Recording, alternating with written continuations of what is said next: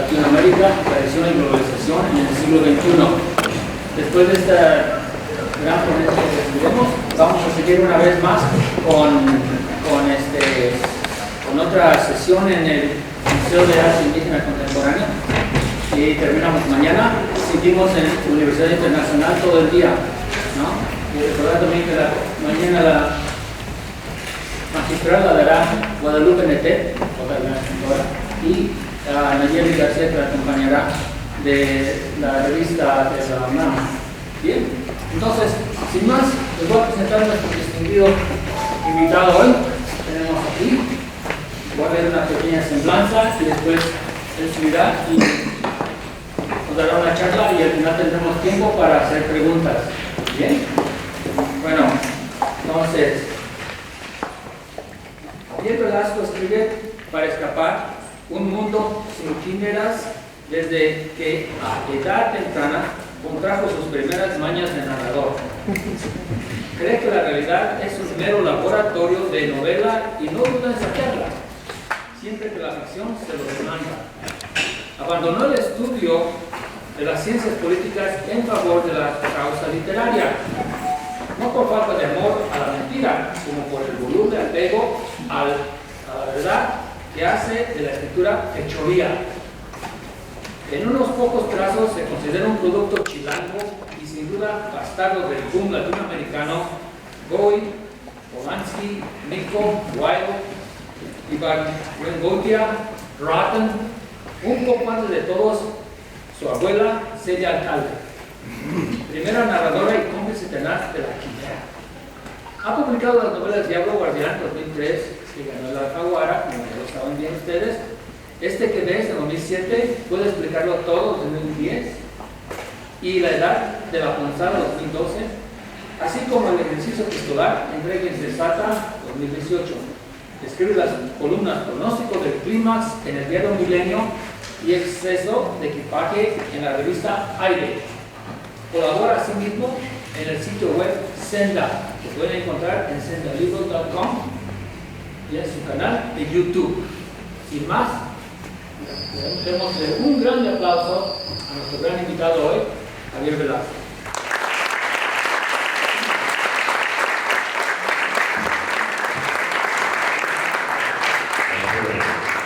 Hola, ¿está bien así el sonido? Hola, Cuernavaca, buenas tardes. Bueno, la charla del día de hoy se llama Del kiosco al aeropuerto. Justamente usted, la persona me preguntó qué quería decir con el kiosco. Bueno, les voy a contar primero que nada una anécdota. Alguna vez un amigo mío que quería publicar su artículo en una revista de cine, llegó, la editora le dijo: ¿por qué no vienes el día que vienen los miembros del consejo de redacción? Para que te conozcan y les tu artículo. Este muchacho tomó el artículo, porque entonces el artículo era esto, eran unas páginas, eran 3 páginas. Esto era un artículo. Ahora ya no teníamos eso tan claro. Pero en esa época el papel y el texto eran la misma cosa. Él llega con su artículo y uno de los miembros del consejo, sin preocuparse mucho, toma el artículo, lo pone acá y pone su café encima, porque no tenía platito. Por supuesto que después de 2 probadas de café ya tenía un par de círculos cafés el artículo. Bueno, el aspirante articulista hizo el berrinche, no de su vida, pero sí el berrinche de su juventud. ¿Cómo es posible que pusiera su taza encima de mi artículo? ¿Qué se cree para faltarme al respeto de esa manera? Porque si nosotros no pensábamos voy a llevar una copia del artículo, no, voy a llevar el artículo. Era lo que uno pasaba a máquina, terminaba y rara vez lo fotocopiaba. Tomabas el artículo y si lo perdías, lo tenías que volver a escribir, porque solamente había un artículo. Yo veo esta época como la época del kiosco, la época en que andamos en bicicleta y entendemos el mundo en el que vivimos, lo podemos entender perfectamente. Es decir, es el mundo de mi padre. A mi padre se le descomponía una máquina de escribir, se sacaba el desarmador, las pinzas, se ponía ella a sufrir hasta que finalmente arreglaba la máquina de escribir. Y se descomponía mi bicicleta, en este mundo de pueblos bicicleteros que es el nuestro, pues había que aceitarla, acomodarle la cadena, en fin, uno podía arreglar la bicicleta. En esta época en la que mandan los aeropuertos, pues ya, ¿cómo funciona un Boeing 787? No tenemos la menor idea. Y si se nos descompone la laptop, pues la mandamos a arreglar y rezamos porque la persona que la recibe efectivamente no la vaya a acabar de estropear, no la vaya a borrar el disco duro, porque ya en esta época estamos acostumbrados a manejar objetos, instrumentos, herramientas cuyo funcionamiento no comprendemos y que si dejan de funcionar, pues nos sentamos a llorar o vamos con un conocedor porque nosotros no tenemos nada que hacer. Mi padre, recuerdo que abría el cofre del coche y pues tenía una idea más o menos de qué podía pasar. Yo pues abría el cofre del coche y nada más lo abría para ver que efectivamente estaba la batería conectada, lo demás no tenía la menor idea. Pero ahora que abre el cofre de un coche dice ciencia ficción. No entiendo absolutamente nada de esto. Y bien, cuando nosotros vivimos, pasamos la vida confiando en aquello que no comprendemos. Nos subimos a coches cuyo funcionamiento no entendemos. Peor todavía, nos subimos a aviones. Algún día viajé con un técnico en aeronáutica que me dijo, mira, la probabilidad de que este avión se caiga existe. Es una probabilidad infinitesimal. Y no te voy a seguir diciendo porque te voy a arruinar el viaje. Tú no quieres saber eso. Y es un poquito confiar en la magia. Tenemos que confiar en la magia. Para mí, como escritor, mi vida, digamos, técnicamente se divide en dos. Antes y después del copy-paste. ¿Qué es esto del copy-paste? ¿Qué maravilla es esto del copy-paste? Yo puedo subrayarlo, señalar un texto, copiarlo y a partir de ahí, cada vez que ponga yo la marca control V, se va a imprimir en la pantalla. Yo puedo imprimir 1000 veces ese texto en la pantalla en un lapso de unos pocos minutos. Cuando uno empezaba a escribir, en esas épocas empezaba a querer publicar, pues tenía que buscar un editor de una revista literaria, de un suplemento cultural, donde pudiera hacer que le publicaran a uno. Ni siquiera quería cobrar, quería por lo menos sentir ese pequeño impulso al ego, a la certeza de que uno podía hacer algo, en la aprobación de un editor que dijera, está bien, me gusta tu texto. Hay por ahí, David Ogilvy, un publicista americano, dice, bueno, cuando quieres saber si tienes talento, pregúntate si alguien te paga por lo que haces. Si alguien está dispuesto a dar un peso por lo que haces. Bueno, yo la primera revista literaria en la que publiqué, no solamente no me pagaron un peso, sino que me cobraron por publicarle. Yo estaba muy orgulloso. Recuerdo que uno de los miembros de la revista me dijo, hubo una discusión muy agria sobre tu texto. Y pensé, ¿sobre mi texto o sobre los 600 pesos que les di? Porque eso fue lo que me cobraron. Y sin embargo, yo me sentía muy honrado de haber sido publicado en una revista literaria, porque eso quería decir que por lo menos había otra persona en el mundo que estaba de acuerdo conmigo en que yo podía ser escritor y que podía expresar lo mío y que eventualmente, quién sabe, podía vivir de eso.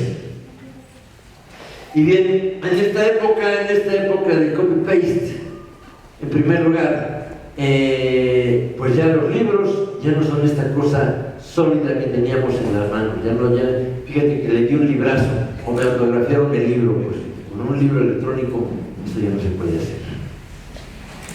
Los textos pasaron de vivir en el papel a estar en un disco de una computadora o en una cosa que se llamaba floppy, que era un disco de este tamaño, o después en una cosa que se llamaba disquete, que era una cosa de este tamaño, y de ahí a dispositivos menores pasaron a caber en un teléfono, en una tarjetita de este tamaño, y ahora lo más ingrávido de todo, en una nube. ¿Dónde está la nube? No sabemos. Nos han dicho que hay en Cupertino, California, y hay un montón de computadoras donde se guarda lo que nosotros tenemos. Yo, por ejemplo, sigo escribiendo a mano. Mi gran lujo, mi gran placer es escribir novela a mano, no artículos del periódico, porque para eso tengo un poco más de prisa y trabajo directo en el procesador, pero normalmente escribo a mano. Sin embargo, miro hacia el pasado y veo, por ejemplo, casos de escritores como Reinaldo Arenas o José Revueltas que perdieron o les quitaron sus manuscritos. Yo no me imagino los gritos, los berrinches y la tristeza por los que yo pasaría si me quitan el manuscrito de una novela. Por Dios, el manuscrito de una novela. Entonces, yo trabajo con un manuscrito, sí, pero soy consciente de qué época vivo. Entonces, el fin de semana voy y escaneo todo mi manuscrito, y los PDFs que salen de ahí los subo a 3 diferentes nubes, y espero que no venga la Tercera Guerra Mundial y acabe con las 3 nubes. Eso es lo que espero. Aparte lo guardo en mi disco duro. Pero pues uno, de entonces para acá, de pasar un original a máquina a escanear lo que uno escribió a mano para después digitalizarlo y trabajarlo en el procesador, ha habido un largo camino. No sé si ustedes recuerdan, los que lo hayan vivido, la primera vez que vieron irse o llegar un fax. Magia, brujería, ¿qué es esto? Está saliendo esto aquí. Incluso tenían un chiste bastante malo que decía que los gallegos, para sacar su dinero del país, lo mandaban por fax y destruir la evidencia. Recordarán, si no, los que no recuerden cuando recibieron el primer fax, cuando lo enviaron, recordarán quizás el momento que recibieron el primer email. No es posible. Antes de esta situación, uno tenía que, pues uno de dos, gastar una fortuna en larga distancia, o mandar una carta o mandar un telegrama. No había ninguna otra opción. La información también fluía lentamente. Yo recuerdo una vez que fui a San Luis Potosí a una mesa redonda, yo escribía entonces nada más artículos, todavía no estaba listo para las novelas, y un lector muy amable se me acercó y me dijo: fíjese usted que sus artículos yo los leo 3 veces seguidas. La primera para enterarme de qué trata, la segunda pues para apreciar la escritura, y la tercera para recordarlo. Entonces yo me sentí como un poco intimidado, diciendo cebollazo, no sabía qué decir. Entonces le di, un poco en broma, le digo: oiga, no tiene nada mejor que hacer. Entonces volteé y me dice: ¿usted cree que en este pueblo voy a tener algo mejor que hacer? Claro que no tengo nada mejor que hacer. Estallamos carcajadas los dos. Pasan los años, y ahora ya es lo mismo si voy a San Luis Potosí, o si voy a Madrid, o si voy a Tijuana, porque ya esa realidad del kiosco y las bicicletas desapareció completamente.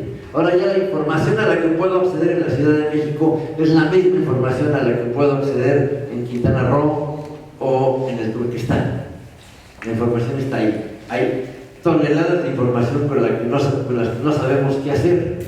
Y no tenemos que esperar a que alguien nos publique el texto. No, hombre, en 5 minutos abres un blog y lo subes y ahí está tu texto. Y aparte le mandas comunicaciones por WhatsApp, por email, por lo que tú quieras a la gente que conoces para que lea tu texto. Incluso se lo mandas a escritores que piensas que a lo mejor lo van a leer, o a editores, o a agentes literarios. Pero claro, es un texto que uno mismo escribió, publicó. Nadie le exigió, por ejemplo, tener una buena ortografía o tener una idea de la sintaxis. Es decir, se acabó el control de calidad. Cada quien publica lo que quiere, dice lo que quiere. En Twitter nos encontramos con que a veces las opiniones más airadas, las más fuertes, están llenas de faltas de ortografía, porque la gente ya no tiene, mucha gente ya no tiene mucho tiempo, o no tiene tiempo, o no quiere tenerlo para dedicarlo a trabajar las cosas, a hacerlo con calma, a hacerlo bien. Incluso hay quienes sienten que por el solo hecho de publicar sus textos, ya los demás estamos obligados a leerlo, porque, pues, oye, el trabajo que me costó. Pero eso las más de las veces no funciona. De hecho, los blogs pues, han venido cayendo precisamente por eso, porque hay demasiada información que a la gente no necesariamente le interesa conocer. Hay dos formas de ver esto, de ver la llegada, digamos, de la electrónica y los dispositivos. Como les decía, ahora necesita un dispositivo para poder leer algo. Antiguamente estaban las diapositivas, y uno podía enterarse más o menos de qué trataba la imagen si la veía así, y se enteraba bien si la ponía en un proyector. Dependíamos del dispositivo. Pero ahora, por más que ustedes quieran ver un dispositivo de memoria, una tarjetita, pues no van a ver absolutamente nada. Necesitamos del dispositivo. Hay gente que dice, yo no quiero leer digital. A mí me gusta el papel, me gusta agarrar las páginas, cachondear el libro. A veces, sin embargo, yo me digo, ¿dónde fue que leí esta frase? Pues como no vuelvo a leer el libro entero, no sé en qué parte la... Mientras que en el texto digital, pues escribo dos palabras de la frase y doy con ella de inmediato. Hay muchas ventajas. El texto electrónico, la economía. Cuando uno es estudiante, bueno, yo no sé ustedes, yo me robé algunos cuantos libros cuando estaba en secundaria, preparatoria, libros que no podía pagar, yo me los robaba. Ahora ya ni siquiera usan la palabra robar, porque tienen esta idea de que todo lo digital es gratis. La gente que hace música, pues quién sabe de qué se alimentará, porque están las canciones, el MP3 lo baja que te lo robas. Lo mismo sucede con la novela. La novela pues está ahí en PDF. Ni siquiera piensan, me la voy a robar, no piensan que tienen derecho a ese producto. Entonces, eso ha hecho cambiar absolutamente la vida de muchos artistas. Digo, los músicos, por ejemplo, pues ya no saben lo que son las regalías, y lo saben, digo, lo que ganan por tener una canción en Spotify o en Apple Music en estos lugares es realmente de risa. Me parece que son 2 centavos de dólar por cada vez que se escucha. Pues nada. Entonces, ¿de qué viven los músicos? Pues de tocar en vivo. No tienen otra, puesto que ya la propiedad intelectual se respeta cada vez menos. Por ejemplo, si ustedes quieren subir una novela mía en PDF, no lo hagan, por favor, a la red, no tienen el mayor problema para hacerlo. Pero si yo descubro ahí su novela, yo tengo que mandar cantidad de certificados, identificación, tengo que llenar un montón de requisitos para lograr que esa novela desaparezca. Es decir, aquel que comete el ilícito tiene todas las carreteras libres, y el que lo quiere corregir, no, pues tiene un calvario por delante. Entonces nos enfrentamos a esta situación, que podemos publicar lo que sea. A los 10 años ustedes pueden publicar lo que les dé la gana, eso no significa que lo va a leer nadie, y si la gente llega a leerlo, si esto llega a tener un éxito, eso no significa que no se lo puedan robar, y que ni siquiera le llaman robo a este acto. Entonces, hay quienes dicen que la literatura digital va a desaparecer porque eso no vale nada. Y hay otros que al contrario dicen que lo que va a desaparecer es el papel, y dentro de poco ya solamente va a haber textos digitales, y que solo es cuestión de que pasen un par de generaciones y no va a haber libros de papel. Yo creo que las dos posiciones son extremistas. Sin embargo, a mí que, bueno, yo tengo una buena cantidad de libros digitales, no les voy a decir que me da lo mismo, tengo una ligera preferencia por el papel, aunque en cierto tipo de textos prefiero el digital. Yo recuerdo alguna vez en la escuela que uno de mis compañeros fue reprobado porque cuando llevó su trabajo, las estampas que tenía ahí eran recortes de una enciclopedia. El profesor le dijo: es usted un salvaje y está reprobado, ¿cómo es posible que haya recortado una enciclopedia? Pero claro, no había copias a color. Ahora eso cambia radicalmente. Entonces yo he escuchado un par de opiniones que creo que tienen bastante sentido. Una de ellas, de José Manuel Aguilera, músico amigo mío, líder del grupo La Barranca. Él me dice: mira, yo sé el archivo electrónico, el MP3, puede irse muy bien, y sin embargo, ahora cuando tomo un disco de vinil y voy y lo pongo, hay un ritual en eso. Voy, pongo el disco y me siento a escucharlo. Si pongo Spotify, no es igual. No hay ningún ritual, no es más que música de acompañamiento que está ahí y que a nadie le importa. Cumplir este ritual del LP, él me dice, para mí tiene sentido. Para mí que soy músico significa que pues me van a escuchar, van a tomar un pedazo de tiempo para escucharme y no me van a dejar ahí como al cilindrero. Alguna vez platicando con Mario Vargas Llosa, él decía, bueno, yo creo que el problema de la literatura digital es que no se le da respeto al libro. Un archivo es algo que está ahí, que va y viene, que realmente, pues esto me recuerda cuando había gente que bajaba muchos MP3 y decía, ¿sabes qué? Ya los voy a borrar porque ya son muchos. Pues claro, lo que no te costó, a ver, ¿por qué no borras, por qué no quemas todos los libros que compraste? No. Pero, y es lo que decía Mario Vargas Llosa, bueno, lo que pasa es que estamos pasando a una época extremadamente ligera, donde los libros cada vez tienen menor importancia. Y esto me remite un poco a lo que decía Albert Camus. Decía, bueno, nosotros hablamos de inmortalidad, haciendo un paréntesis. Hace poco me enteré de un escritor que decía, es que yo quiero publicar todos mis artículos en 2 libros. Y le decía al editor, ¿por qué no hace una selección, maestro? Dice, no, y hablé con mi esposa y mi hija y me dijeron que tengo que garantizar mi posteridad. Yo soy de la carcajada, ¿quién puede garantizar su posteridad? Y aquí volvemos a ver Camus que decía, nosotros le damos mucha importancia a los libros, esta obra maestra, aquella obra maestra, ajá. ¿Qué libro va a sobrevivir 10.000 años? Quijote tiene 400. ¿Qué libro va a sobrevivir dentro de 1000 años? ¿Qué van a pensar dentro de 1000 años del Quijote? Y dejen eso, dentro de 10.000. Es mucho tiempo. Yo, por ejemplo, no pienso que uno escriba y logre ninguna clase de posteridad. Yo creo que si 10 años después de que me haya muerto todavía se vende un libro mío, ese es un gran triunfo. No puedo garantizar absolutamente nada. Y mucho menos en una época que lo olvida todo. No sé si ustedes hayan visto que cuando muere una persona más o menos famosa, una busca fotos suyas en Google y casi encuentra puras fotos de esta persona, recientes de la persona. Si ya era viejo, pues son puras fotos viejas. Cuesta mucho encontrar fotos suyas joven.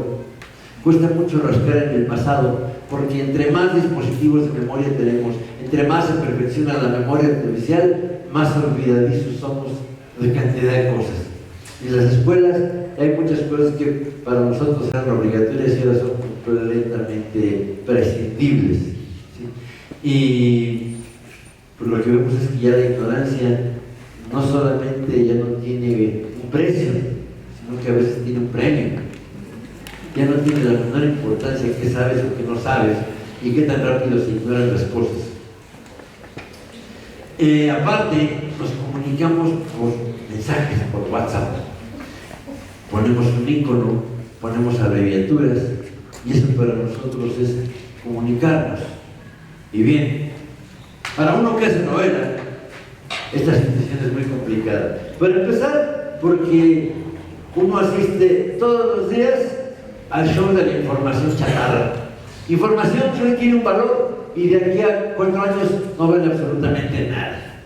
¿Qué pasa si yo hubiera escrito en una novela que me mandaron una ICQ? ¿Me mandaron qué? Bueno, ICQ era un programa para mensajes en los años 90. ¿Qué pasa con el verbo whatsappear, con el verbo photoshopear? ¿Qué pasa cuando desaparece el WhatsApp y desaparece el Photoshop y llega otra cosa? ¿Qué pasa con todos estos aparatos que vienen y se van? A uno como narrador lo dejan profundamente escéptico, porque si yo escribo una historia con todas las palabras que se están usando ahora, al menos en el sentido técnico, muy pronto esas palabras no van a significar absolutamente nada. Mi padre, por ejemplo, en su casa tiene cantidad de aparatos viejos que yo no puedo entender para qué los guarda. Tiene, por ejemplo, su primera televisión a color, la tiene ahí, y es una televisión Zenith de los años 60. ¿Para qué te sirve ese aparato? Absolutamente para nada. Pero es que en el tiempo de mi padre uno compraba las cosas pensando pues, que eran para siempre, que iban a durar, que tenían siempre algún valor, ¿sí? Y eso ya no existe. Yo aquí traigo un teléfono y estoy seguro que en 2 años ya no voy a traer. Traigo un reloj que en 2 años va a ser chatarra. Casi todo lo que compro me consta que pronto va a ser chatarra. Ya ni siquiera espero que las cosas me duren. Yo recuerdo con las primeras computadoras que decían uno, esta computadora es escalable. Es decir, pues, podía uno irle comprando cosas para mantener al día con los nuevos aparatos. Ese aparato ya nadie más lo usa. No hay nada escalable, todo desaparece, todo se va. Y en eso, hacer literatura, dedicarse a la literatura en medio de eso, es francamente una prueba de sobrevivencia. Yo recuerdo las primeras veces que me encontré Internet, descubrí Internet y descubrí que uno podía hacer páginas web. En cuestión de 3-4 días aprendí más o menos a usar el HTML, lenguaje de marcas, y en unos días tenía una página de Internet allá arriba, subida. En esa época uno tenía su email y decía, qué maravilla, ya tengo un email. Ahora todo eso es cada vez más relativo. De hecho, esto de tener un email yo a veces lo veo como una condenación. O sea, tengo 225 emails que no he leído y no sé si alguna vez los voy a leer. Y sin embargo, yo por ejemplo trabajo, cuando ya me dedico a editar, más allá de escribir a mano, trabajo con un software que se llama Scrivener. Scrivener es un programa para escritores. Desgraciadamente no nos escribe las novelas, pero sí nos ayuda mucho a ordenarnos, a acomodar las cosas.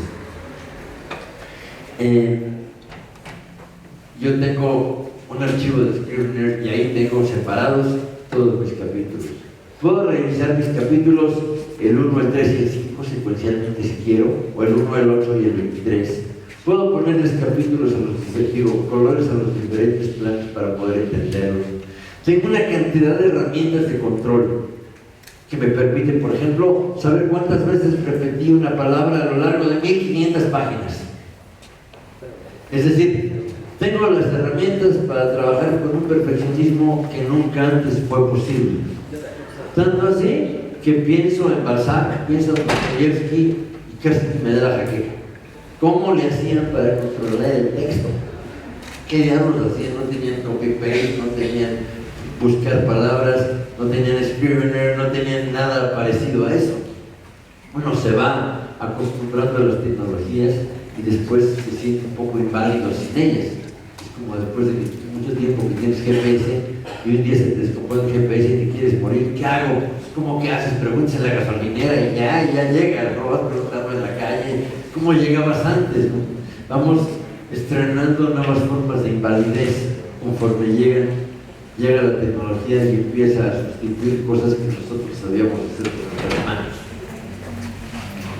Y bien, ahora, para mí, pues, ha desaparecido casi todo aquello que veía cuando yo soñaba con ser escritor. Una de ellas, para bien o para mal, por ejemplo, la crítica. Ya no existe la crítica, existen los youtubers, que muchos de ellos son adolescentes, que dicen, chavos, tienen que leer este libro. Y pues ahí se termina todo, hablan como si estuvieran hablando de una canción de Timbiriche, y están hablando del libro, ¿no?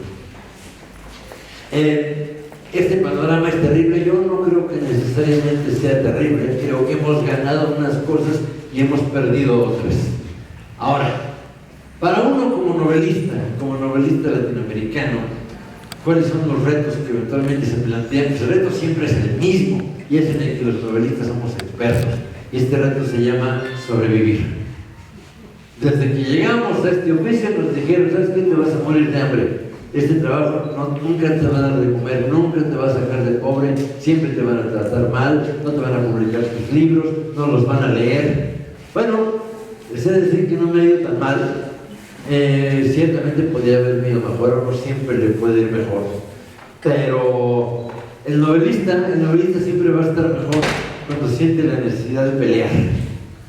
Escribir es pelear. ¿Pelear contra qué? Contra tus propias inseguridades, contra tus propios demonios, que no tienen nada que ver con la tecnología.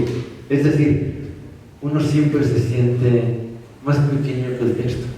Uno siente que no va a poder con el texto. Ya sea que ustedes estén queriendo resolver un email que no saben cómo escribir, o una novela que no saben cómo terminar.